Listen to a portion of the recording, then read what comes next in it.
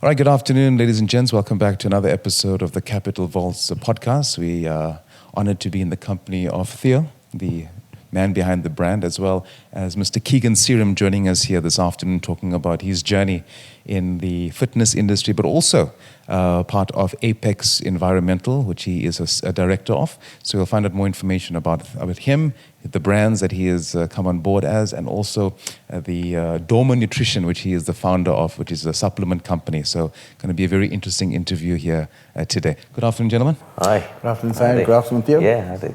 Thank you so much for joining us, Keegan. Awesome to be here. What a setting. It's a beautiful setting and a nice spring day, and looking forward to the conversation. Awesome stuff. And I'm sure we're both going to be looking forward to find out more information about your story and there to inspire our viewers here today. So let's talk about Keegan Seeram, the man. Where do you hail from? Tell us about your little childhood and your journey. So I'm basically born and bred in Durban. Born in RK Khan Hospital. So my mom's actually a nurse there. She was a nurse for 40 years. So brought up in Overport, grew up there till about 10, then we moved out to Yellowwood Park, school there in my high school career, and then went on to DUT, Durban University of Technology, studied environmental health, so that's the background for Apex and my career in occupational hygiene. From there, my lecturer actually asked me to come and work in his company during the holidays. So I went along and helped in occupational hygiene consultancy. So what they actually do is measure employee exposure to dust, noise, any physical stresses. So it started off as part-time work, and being the person that I am, I just took off. And then eventually, once I graduated, I went on to work full-time. And then sort of 4 years into it, they sold me shares. I became a director in 2005 and have been a director since then. Wow. 20 years as a director of a company. Yeah, it was. It was fast-tracked, but it sounds quite easy. And I always put in much more than I should have. That was my motto. I worked 2 jobs while I was studying, and that was working at nightclubs. I was actually a doorman bouncer / security / bodyguard for some of the wealthiest guys in Durban. So, working was something I always enjoyed and something I'll never stop doing. Awesome stuff. So that's Apex and your tenure as a doorman and the evenings as well. So you juggle quite a lot, and you always mention that you're putting in extra hours than the average person.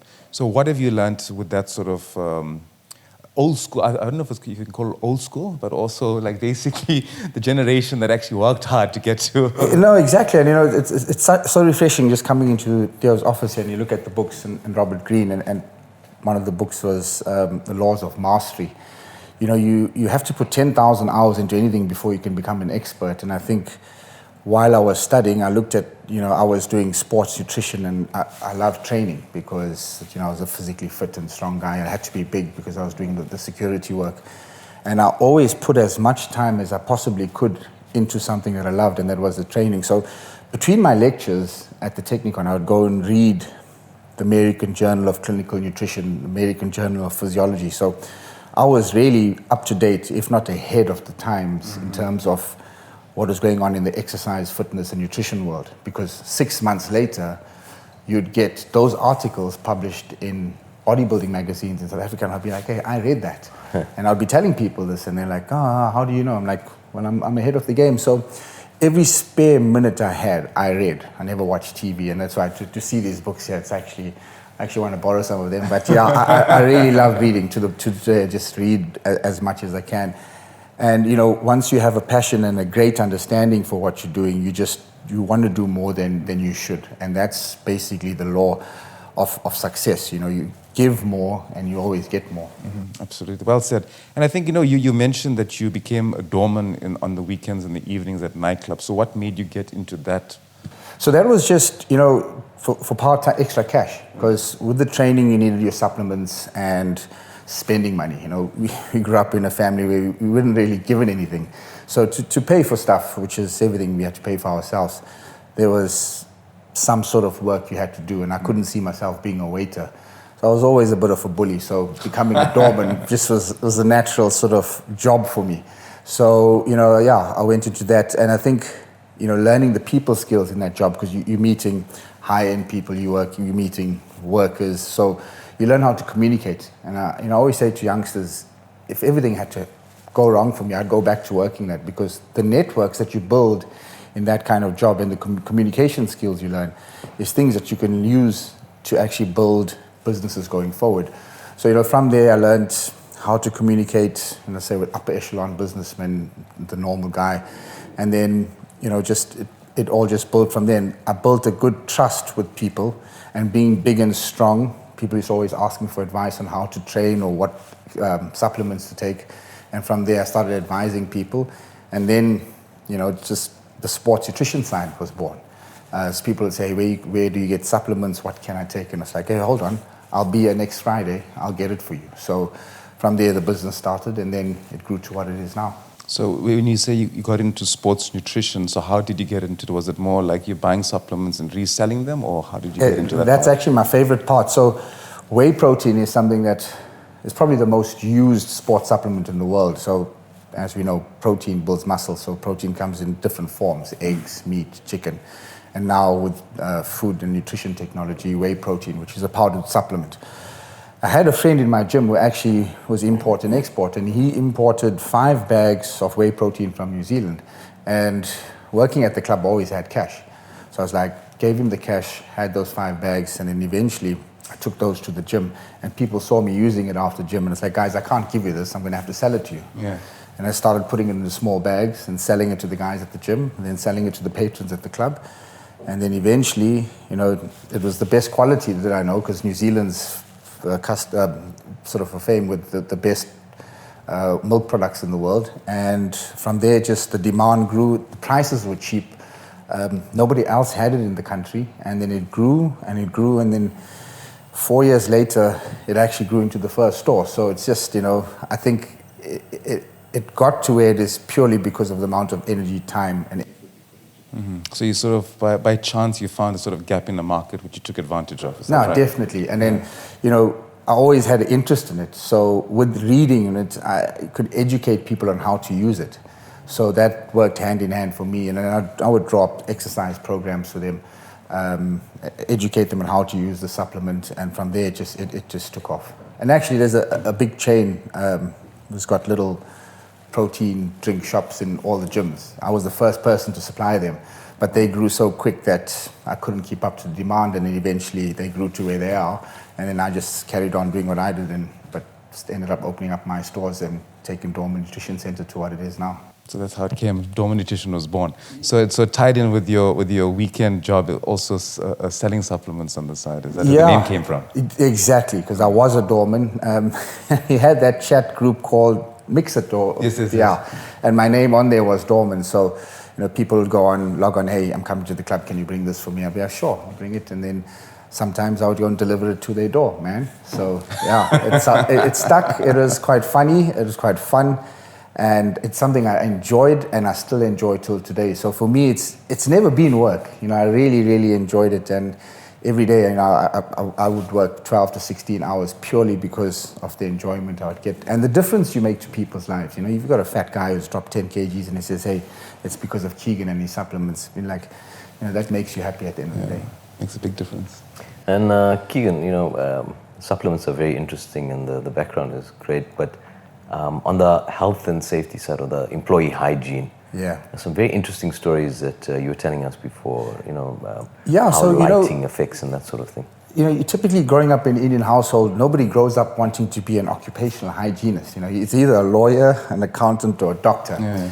So I was quite fortunate, I would say, to get into a field like that, because what it entails is going out to different companies and helping them comply with the Health and Safety Act. And in that, you actually see how everything is made. So I would go to a plastics company to see how a plastic tub is made. So just to take you through it, it'll be plastic pellets, which are then heated and melted, and you get, we call it smoke, that's released, and then guys could be exposed to that smoke. So I'd measure that smoke to tell you if it's dangerous or not. There's noise from those machines, so we measure the employee exposure to noise to see if it's making you deaf or not. Obviously there's heat, and in summer, we're gonna see if it's actually the heat is making the guys collapse. So we would measure all these stresses, and I think if you watch Discovery, the program's called How It's Made. It was literally like how it's made for me every day, because I'd go to a plastics company, then a food company, then a packaging company, a chemical company. So I would see how everything is made. And I'll do risk assessments as well. So part of there, you look at what people are handling, the dangerous chemicals, because I have to assess whether they're going to be exposed to something really toxic and getting sick. So I'll have to do the background work on it. So it's, as you get older, you start joining the dots backwards and you start seeing it was actually meant for me to be doing what I'm doing. So I put everything together. I was like, okay, hold on. I saw this is where I can get the buckets. This is where I can get the raw materials for the protein powder. I just need to put this together and I can sell this. And that's basically how it is. So the health and safety or occupational hygiene tied in beautifully with the sports nutrition because it gave me good insight into the suppliers, where I could get stuff and how to make quality items that people need. Very cool. And sorry if you don't mind, like, what are some of the interesting stories? Because those are always fascinating. It really is. So, I think South Africa's legislation is quite tight. So it's based on the English legislation. But end of the day, the biggest sort of, I could say, term that governs everything is reasonably practicable. And we have to understand we're in Africa. So some of the things that gets slipped by here will never get by, let's say, in a first world country like United States, Germany, or Japan. Like a perfect example is a guy suffering from noise-induced hearing loss. So I would go out to a factory and measure noise. So the legal limit is 85 decibels. So if you're exposed to over 85 decibels for a period of time, you can get deaf. So we would measure it, and just an interesting example. So a guy would come there and he'll work at a company for 2 years, and then he'll say, he got deaf from putting wheels onto a car. And then the investigation goes on, and they'll say, well, did you measure the noise? Yes, Keegan and his company came along. We measured the noise. It was actually 82 decibels, and that was below the legal limit, so there's no real problem. So they further investigate, and they look at the guy, and they ask him, okay, how do you get to work? And he was taking a taxi for an hour a day with 12, 15-inch subs blasting at 110 decibels. And on weekends, he was working at a nightclub, just say, for argument's sake, and exposed at 110 decibels for another 8 hours. So the noise-induced hearing loss never occurred actually at the workplace. So, that's just one example of how my work in occupational hygiene can actually protect a company. And at the same time, on the other end, there's times where guys were working with some really toxic chemicals and they didn't do entry medicals. So the guy comes in, works with a carcinogenic material, which is cancer causing. He gets cancer, goes home, and only finds out like 6 months later he's got cancer. And then he realizes, hey, I was actually handling those inks and paints at that company, and I did it for 2 months, but I didn't have the correct protective equipment. He could have been predisposed, and now he's got cancer. And then they go and do the investigation. The company didn't have any protective measures in there, and then they're actually liable for that. So it can go really deep, but basically the function of me as an AIA, which is an approved inspection authority, is to protect employer and employee in the workplace.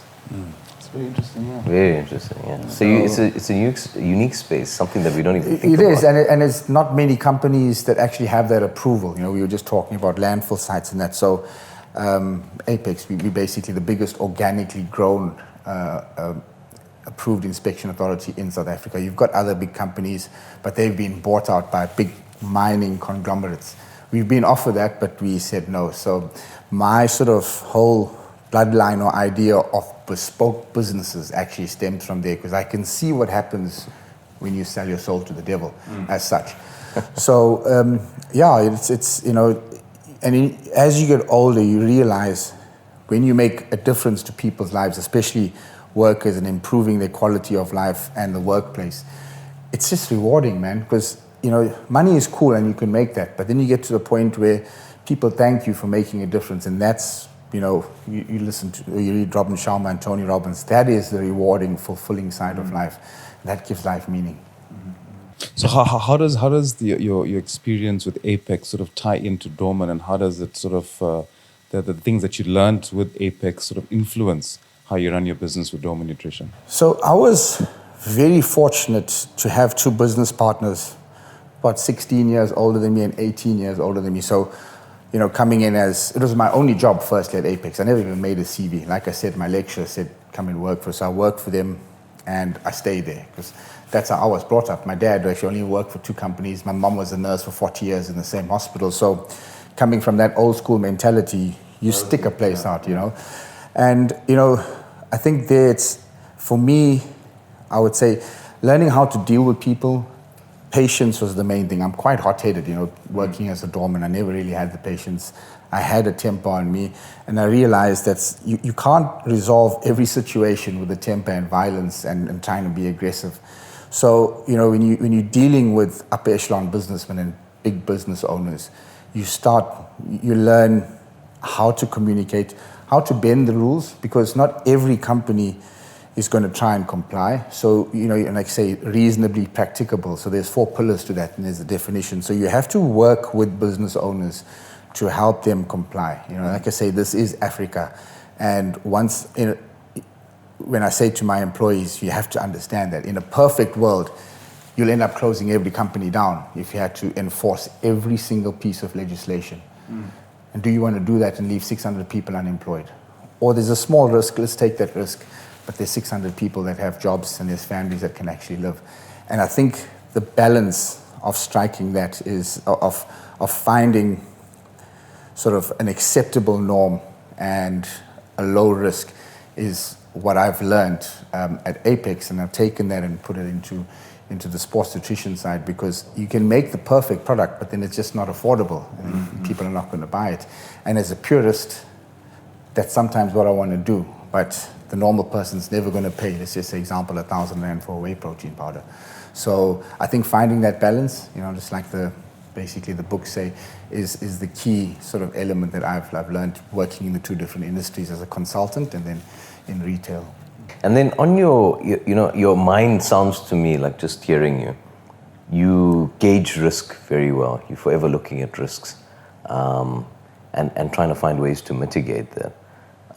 Just to sort of understand from your point of view, what do you think are the risks as being a business owner?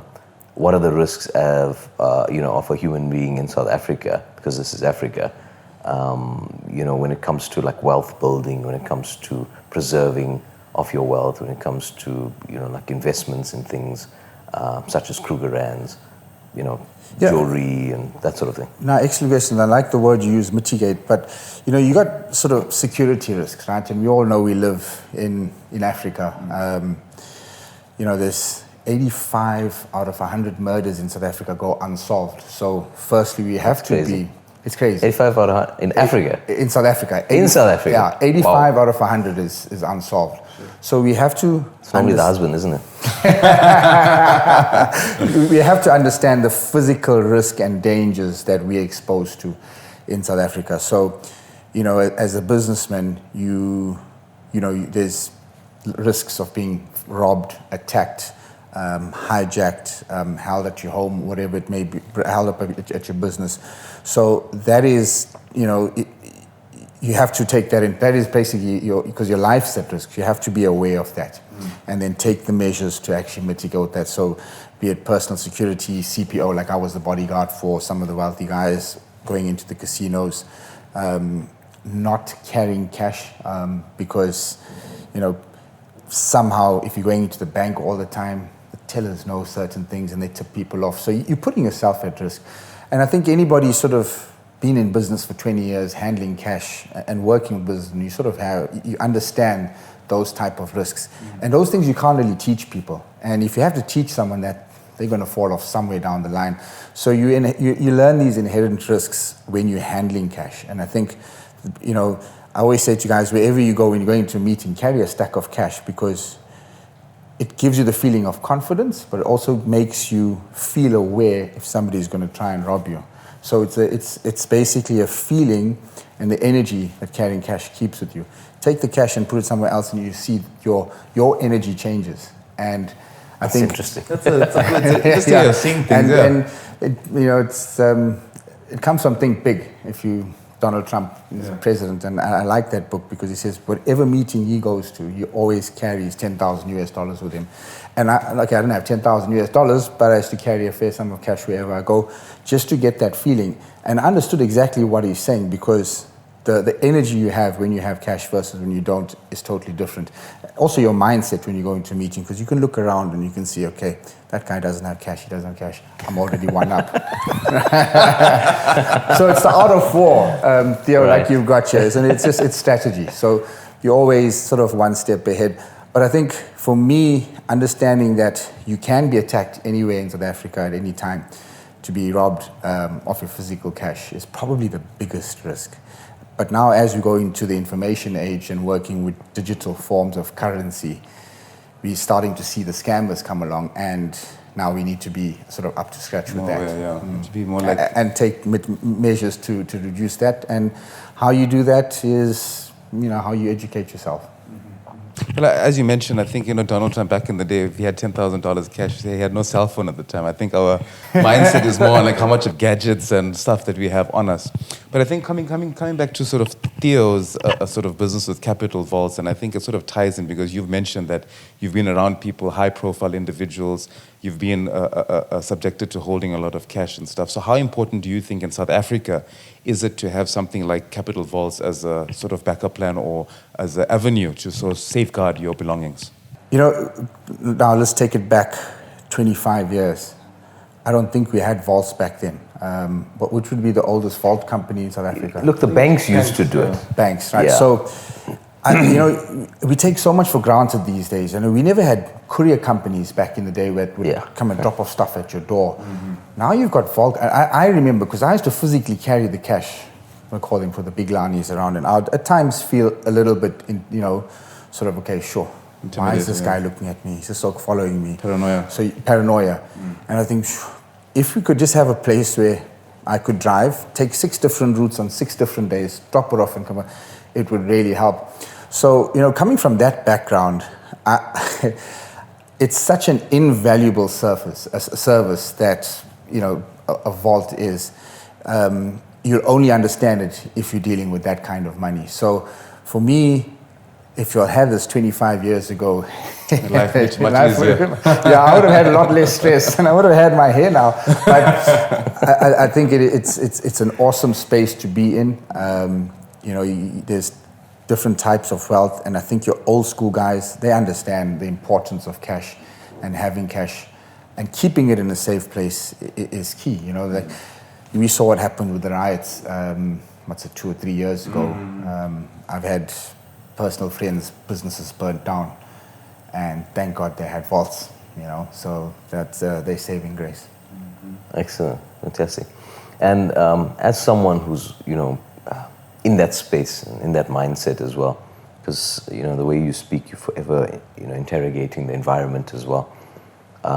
As a family man as well, I often ask the question, is it a good idea to keep a safe at home?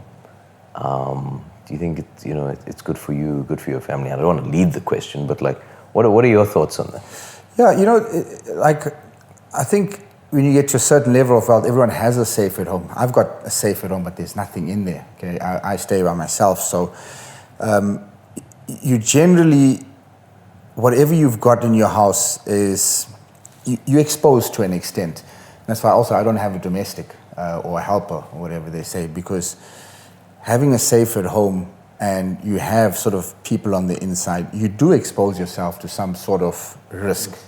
And when you have a vault, not everybody doesn't need to know. I'm not sure about legislation, but as far as I know, you don't have to really declare, or nobody knows that you have the vault. So it can be there, and it's your sort of your safety bunker, and that's where it can have a lot of benefit. I see a lot of the guys now, they taking cash and buying gold. Where do you want to keep it? Do you want to keep it in a safe at home? I mean, you've seen people blast ATMs and take the whole thing. What's stopping them from actually taking the whole safe, taking it home and cutting it up? It's the reality of where we live in. So, not saying it's not safe, mind the pun, but does it totally eliminate the risk? I don't think so. Yeah, because we often find that the research we've done and the studies we've done and even the anecdotal information that we get, having the safe puts you at risk, puts your family at risk, being in the space that you've been in as well. I don't know if you would agree, but for me, certainly, I don't care about any of the stuff that's in a safe, in a vault. When it comes to your family, it just doesn't matter. Like nothing material matters at that point. In South Africa, the crime is just so aggressive and so violent. You would never want your family exposed to that. As much as you are willing to take the knocks from time to time yourself, you would never want your wife, your children to ever be exposed to that life. Yeah, I think it's a mindset there. So, I'm originally from the Bluff, so there's no safe or there's no vault sort of places close to the Bluff. And you look at some of the, let's say, the old rich people, they're sort of on the south side of Durban. And if you look at your vaults in all reality, as the north side of Durban, they only think that a safe is the only way to keep cash. And, like you say, if somebody breaks into the house or whatever it is, the first thing they're going to ask you is where's the safe or what's in the safe, and that's what they go for. But, we were just discussing it is, does a man who's 75, 80 years old understand what a vault is versus a safe? And does he understand the risks associated with both? So a lot of people don't. And, a lot of people are old school. I've got friends and businesses in the south of Durban, and they just keep cash, at home in a safe. And I think once the mindset changes and they understand how to store their wealth in different forms, be it in cash, commodities, whatever it may be, then they'll move away from safes. But I have to say, a safe at home, if you look at a burglar, when he comes in, the first thing he's going to ask you is where's the safe? And there's not many estates down south. If you look at freestanding houses. So I think anybody staying in a freestanding house with a safe, you're definitely putting yourself at risk. And I always ask myself, why would somebody pay over 10 million for a normal house in an estate? And then I see, okay, why? They have to like 2 or 3 layers of security before they get in. So I can see people in the States maybe having safes at home, but definitely as you move south of Durban towards the old airport, it's a higher risk if you've got a safe at home. But you mentioned something earlier, quite important. You said you don't have a domestic worker. The reality is in South Africa, labor is fairly cheap. Having a helper, having a gardener, having someone to cook meals for you, to drive your cars, those things are available and it's affordable in Africa. It's not like our first world countries where the cost is just so exorbitant it wouldn't make sense. So in South Africa, even if you're living in an estate, you're still exposed. You've still got various people coming in. You've got someone to come wash your windows. You've got people who are going to come in to clean your pool. You've got a gardener that tends to your ficuses. You've got, someone who's taking care of your coral aquarium. And it just becomes, quite insane, the number of people that are actually exposed or have a purview of your life, and you don't even realize it. And in your mind, because, you're a good guy, you're a good person, you think, geez, no one's really going to want to, place a target on my back. It's only the day after the robbery that you realize, damn, I should have had a vault, I should have had a safe, deposit box that I could access. And the thing is, the stuff that you keep in your safe, in your home safe, it's not things that you need on a daily basis.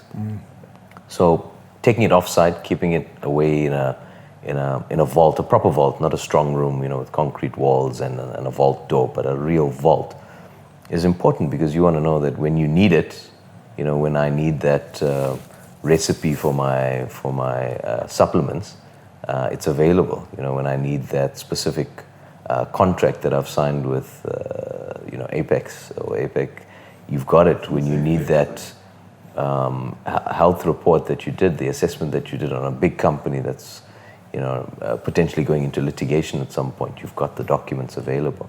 That cash that you need for that, that meeting confidence that you need, the Rolex watch that you need to keep for the same reason, spare keys for your house, for your car. There's various things that we take for granted. We think that it's not necessary. And something else that you mentioned, the older people who've had money for a while, they understand this. It's a norm. It's not really it's not a thing that we have to question. And we found it a lot with our customers. Those that are generationally wealthy, they're exposed to a different side of life. Very different sort of mindset to those who, like most of us came up in this generation, built ourselves up in this generation. It's that change that's very important. Like you said, Robert Greene alludes to it. Quite often you've got to have a different mindset. You cannot think like the person you were when you're trying to be a different person. You've got to get into that mind frame. And, we always say, take the time, think about it, like analyze it yourself. Put yourselves in the position of a really wealthy person. Put yourselves in the position of a really poor person. And how does it equate one, the example I love using, a Kruger Rand today is about 65,000 Rand. 65,000 Rand, one coin about this size.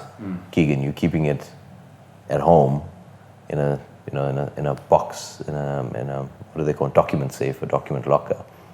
The chances of someone who's earning minimum wage, which is like 5-6 grand or 7 grand at the moment, not being tempted are like so minimal. It's just too easy. Yeah, and bring it back to the analogy. We all use software and computer systems, and we had an incident where a former partner, before I became partner, walked into the company, took the server and left. And that's insane. Exactly, and that was the whole business gone. Sabotage. Yeah. Wow. Okay. And we couldn't operate. And then we learned about cloud servers or keeping information offsite. And it's pretty much the same principle if you look at what you got with a vault. You should be keeping stuff offsite. Either you're backing up your intellectual property or your information, client database, whatever it may be. So if it burns down or the worst case happens, you got a backup somewhere. So, keeping it on site does put you at risk. Call it a safe or a server in your office, but having it offsite in a cloud or in a vault is definitely like a second level of protection and safety. So I think we've discussed the fact that we've tied in Capital Vaults with Apex. I want to move on more onto the Doorman side of things, because I feel like Doorman as a brand has grown quite nicely over the past. How old is it? Actually, 12 years? 11 years. I looked at a memory yesterday, and it was 11 years. And times, we always talk about it, so it's flown by. 11 years, over a decade. So yeah, fantastic. Congrats. Yeah. So how would you attribute the success to Doorman? I think a lot of people they feel like the rush to get to success is like there's shortcuts in between. So what's been your plan these past 11 years, and what's the next 11 years hold for Doorman? For me, it's personal development. I think you got a career and you have a passion. I think everybody sort of has that. And what you learn in your career, if you can take that and sort of divulge it into your passion and use those principles to build that up, you can have fun, and that's what I've been doing. But I haven't rushed anything. I've definitely worked, I could say minimum 80 hours a week, but it only comes if you're enjoying it. I always say to the guys, or to a kid, if you were playing your favorite TV game every single day and you were making money off it, would you want to stop? And he's going to say no, and that's exactly like me. I was traveling with a friend, and he says, you need to stop actually going and delivering stuff to your customers. I'm like, that gives me such a thrill. And my customers even, they're multi-millionaires, dollar millionaires, and they'd be like, hey, the boss came to deliver my items. And that personal touch, that, like you said, it's just, he'll tell his friends, and it grows organically. So our business has literally grown organically. We're up to 7 stores now.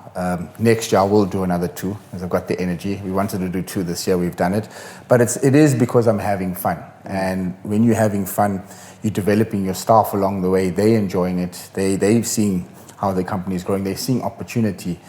And it's just, I say after 10 years, it starts getting logarithmical. First 3 or 4 years, you never made money. But I was having fun. And I think a lot of people always say, hey, what are you going to do when you make your first 10,000? I'm like, you don't look at it like that, because your 10,000 is always sitting on the shop floor in your stock. So people don't understand how the concept of cash flow actually works. It's just like they always say, when you make your first million, what are you going to do? I'm like, I don't even count it. You're having fun. And we're 11 years down the road, and if they ask me how much I make, I don't really count it. It's just, I'm having fun. I go by how many customers I've got. So it's in really enjoying what you do and being so passionate about it that you can work 100 hours a week and not even feel tired.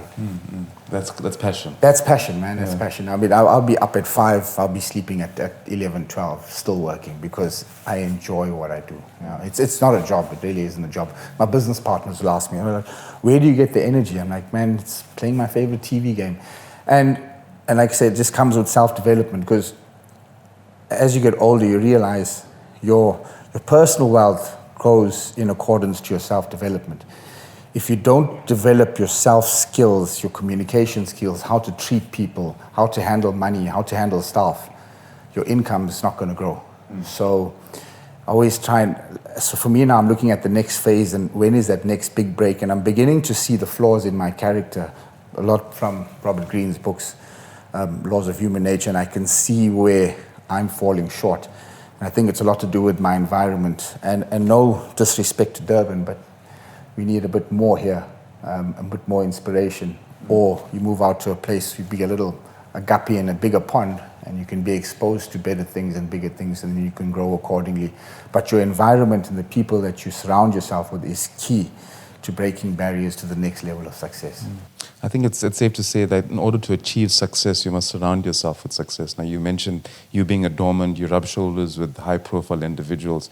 So how important is that to sort of be in the company of successful people, and what have you taken from them that sort of has sort of left a huge mark or impact in your life and how you do business? Yeah, for me, it's integrity and keeping to your word. You know, it's the customers that I've built with Doorman is they're 20, 25 years young or old, to the point where I'd get payments from people saying, I want this and this before I deliver the stock, because they know I'm going to deliver. And I've seen people get the money and they just disappear.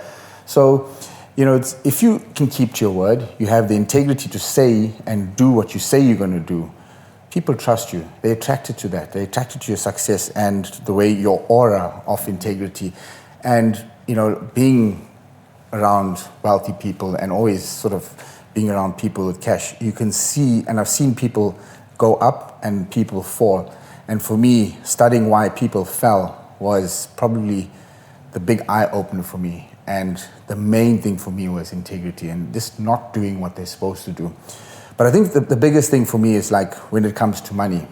If I say I borrow 10,000 from you and I say I'm going to give you 10,000, what's worked for me is, and I was going to give it to you, to say today is the 1st of September and I borrowed 10,000 on the 1st of September. And I said on the 30th of September, I'm going to give you 11,000. If I give you 11,500 on the 25th of September, if I come and ask you for money again, will you lend it to me? Without a doubt. Yeah. Right. And as an entrepreneur, your biggest skill is the ability to raise finance. And everybody that I know will never pay you on time and they'll never pay you in full on time. And that's why they are where they are. They never get to it. And then they ask you, yeah, you're lucky, huh? I'm like, no, I've got integrity. And I'll say I'll do what I'll do, and I do it before I'm supposed to do it, and I'll give you more. And that's simple. So do you think that a lot of people, like you mentioned, a lot of businessmen that failed in their businesses because they lost that integrity? Definitely, I've seen it. For me, there's people I looked up to. There's people that employed me, lent me money, and just really good people. To be honest, they're just too good because people stepped all over them.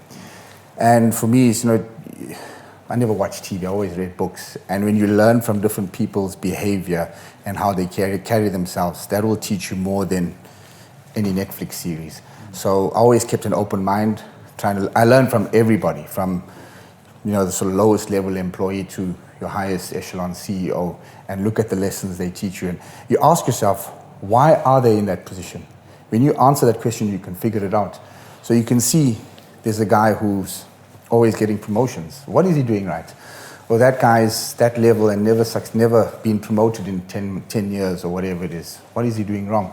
So always do more. And I say to my guys, do more and what's the word can I say? It's like unconditionally. Always do things unconditionally. It's a law of energy, man. The more you put in, the more you get out. It won't happen now, but it has to happen. It's like a pendulum. You put it all the way up, it's going to go all the way up there. Maybe not immediately, but eventually. So, but people don't understand that the universe works with vibrations and energy. And when I talk about it, they just laugh at me. And then they say, "Oh, what's your secret?" That's the secret. Frequencies and vibrations. That's and what it is, man. Now, you've mentioned you're an avid reader. You've quoted Robert Greene as one of your favorite authors. Which other sort of how can I say, influences in terms of motivators that you look up to that has made also a huge impact on your life? So Napoleon Hill, you have to have read that one. I think in Grow Rich, I must have read that 3 times. Yeah. And the most painful was actually reading it to my dad while he was on his deathbed. Robert Kiyosaki, everything he said I've done, and it's worked. And I think it's, from there, he'll give you tips on which books to read. I like Robin Sharma to an extent, Tony Robbins, I listen to what they preach. Because I'm now going into the self-development side, because I can see that the more I change myself, the more the income actually comes in. And now it's not actually about income, it's about blessing other people and helping them. And Jeff Bezos is pretty much all about that. You look at the businesses he's created, he's just helping other people make money. That's why he's getting rewarded on such levels. So for me, that's the next step of taking the businesses of how can my business create wealth for other people? And from there, the energy will just come to. Brilliant, absolutely brilliant. Like the way you think in your mind, it's absolutely brilliant. And you say you're doing a lot of self-development. It reminds me of, Vivian Reddy. He always talks about constant and never-ending improvement. And it's very true. Like success comes from being a better version of yourself constantly and being diligent and consistent in what you're doing. Having integrity in what you're doing means that others will trust you and invest with you. What other avenues are you investing in, or for yourself? Reading is absolutely important. I will stand by that 100%. It's very good to get your mind into a certain state, and then. But what are the other things that you do? Well, I have to compliment you on the library. Firstly, it's not. I don't get impressed by libraries, but when I saw all your books, it really caught my eye. But then I listen to motivational talks. Anything motivational, Dave Goggins. I like Andrew Tate and his versions of the world. I think it's pertinent, and we need more of that. He can be controversial, but then that's what the internet's about, and social media. That's how you sort of create a following. Robert Kiyosaki and his methods to build wealth. Alex Hormozi, I don't know if you heard about him. No. He just broke the world record for selling in 8 hours. I think he sold about $60 million worth of his ebook. Incredible. Incredible. Wow. It's and you're not exposed to that here. So, he did a live stream and just kept telling people about it, and people just ordering. How much of it's true, I'm not sure, because social media is like half of it is lies, half of it. But even if you made half of that, that's more money than all my friends together times 10 has ever made. But those are sort of the influences I listen to. Very realistic, down to earth guys, and you can hear how they speak from their experiences. And I think when I can touch sort of on a personal level, you mentioned the 50th Law. When I read that book, literally every page gave me goosebumps, because 50 Cent would talk about when I was like, whoa, I experienced that, I had that. I mean, this is, if he could come up from that, and here I am with both my parents, and I'm feeling sorry for myself. It's just, there's always somebody worse off. So, I try and use motivation of all the pain, and there's been a lot of pain, to propel you to heights that's unforeseen. But I think the main thing these days is people just don't want the suffering. Yeah, they're scared of the suffering, and that's what the fitness and gym teaches you. Get in there. It's 35 degrees in summer and you're sweating. Go and train. No one else is going to do it. Take the risk. It's going to pay off. So people like to play it safe. I can see it when somebody plays safe. When you chat to them for 5 minutes, you can see it. So for me, it's taking risks. Obviously, crypto, just buying a bit every month. I don't play forex trading, but I just 10 grand into Bitcoin every month. Yeah. That's something I do. Real estate, just knocking off real estate in foreign countries, so you can get the capital growth and the growth on the currency. Simple formula, So, and you're only going to get that if you can build finance, and you can only get finance if you have integrity and if the banks trust you. And you can only get that if you have assets and not buying flashy cars when you're 20 years old.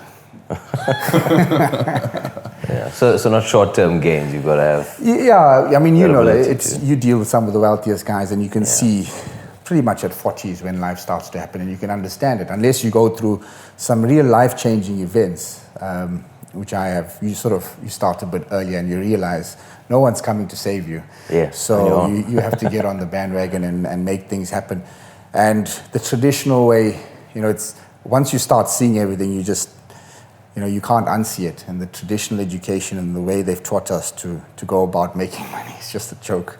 So you have to self-educate. Yeah. Oh, fantastic. Great messages. Yeah, great messages. Very inspiring good, indeed. Good lessons, yeah. You also touched on, you just said that you're investing in cryptocurrency and then real estate.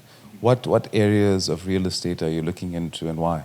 So, you know, South Africa's tax laws are the most beautiful in the world. And I think, you know, people don't understand the tax law. You know, whenever they think SARS, they think, oh, red flag, or I'm scared. The tax laws are drawn up to incentivize the growth of the economy. So go and understand it and look at where the loopholes are. We were just talking about all the incentives given to call centers.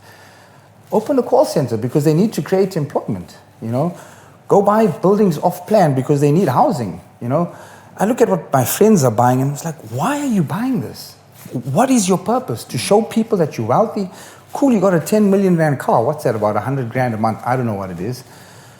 But do a CMA report on the guy. He doesn't have an asset. So you missed 2 payments.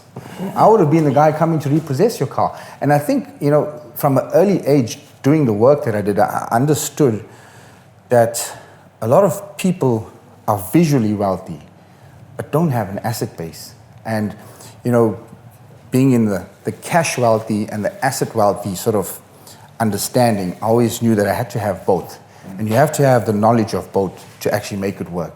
I was brought up with guys that were cash wealthy. And I was like, well, where do you put all this money?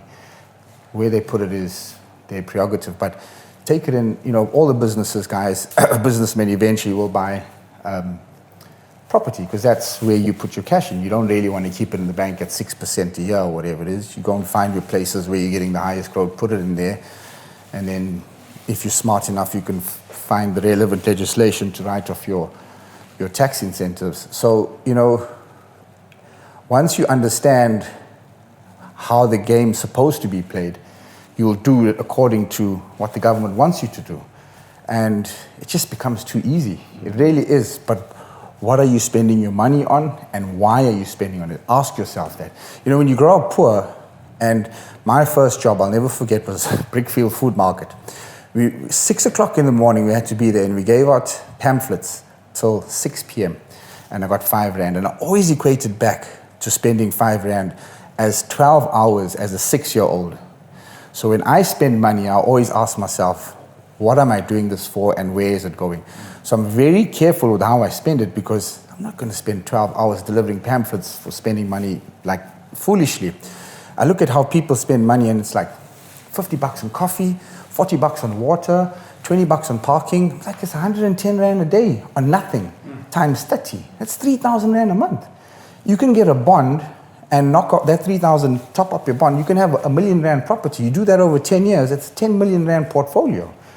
But people don't see it that way. They just really spend money on absolute junk. And you can see from their spending habits that they got no control and no self-discipline, and there's no asset base. Without an asset base, you cannot access finance.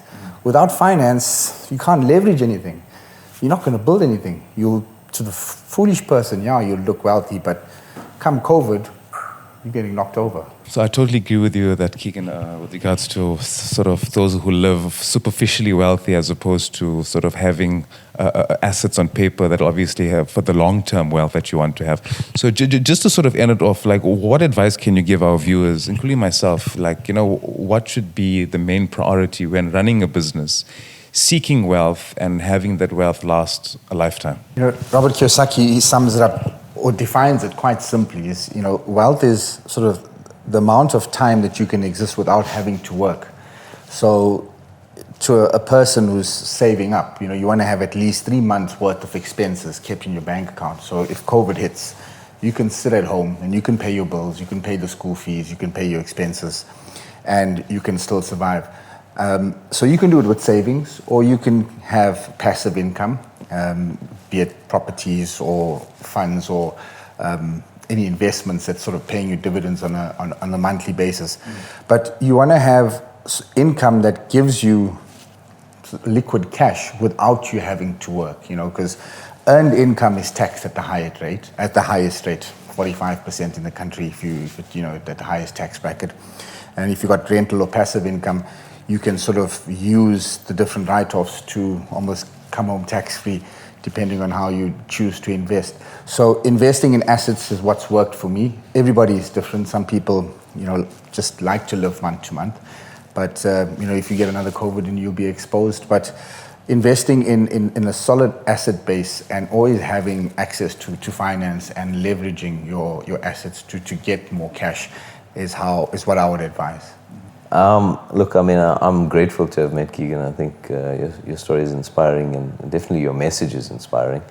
It's also refreshing to hear that, a lot of the things that we take for granted, in other words, the education that we've got, we think that by giving our kids the private school education and the best available, that we're preparing them for life. But it's a never-ending, educational journey. You've got to constantly improve yourself, constantly read, listen to the right people, engage with the right people, and change your environment. Make sure that you're not a statistics of your circumstances. You can't just rely on the fact that, listen, I was born into a hard situation, so I will stay in a hard situation, and my kids will stay in it, and so on and so forth. You've got to think long term, and I like what Keegan was talking about. I think, spot on. Like, it would be great for a lot of the youth to hear this message and to be consistently aware of it in all the choices that they make.